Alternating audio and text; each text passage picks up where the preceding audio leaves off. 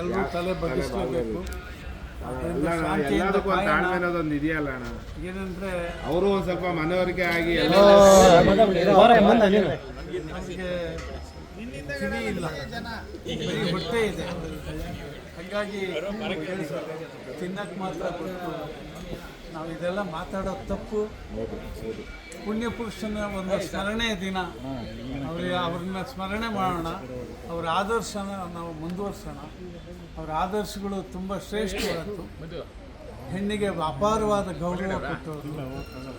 ಎಲ್ಲರನ್ನೂ ಹೋಗೇ ಬಾರಿ ಅಂತ ಯಾವ ಸಿನಿಮಾದಲ್ಲೂ ಕರೆದಿಲ್ಲ ಅವರು.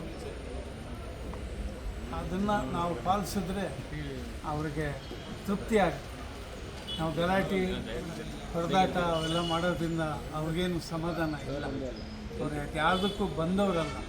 ಅವ್ರಿಗೆ ತೊಂದರೆ ಆಗಿದೆ ಹೊರತು ಅವರಿಂದ ಯಾರಿಗೂ ತೊಂದರೆ ಆಗಿಲ್ಲ. ಆತನ ಸ್ಮರಣೆ ಮಾಡೋದಷ್ಟೇ ನಮ್ಗೆ ಉಳಿದಿರೋ ಭಾಗ್ಯ. ಅದನ್ನು ಮಾಡೋಣ.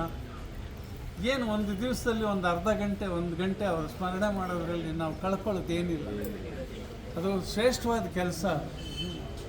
ಪುಣ್ಯ ಪುರುಷರನ್ನು ನೆನೆಯೋದು ತಪ್ಪು ಅಂತ ಯಾರಾದರೂ ಹೇಳ್ತಾರ? ಅಂತ ಒಬ್ಬ ಪುಣ್ಯ ಪುರುಷ ನಮ್ಮನ್ನು ರಂಚಿದ್ದಾರೆ,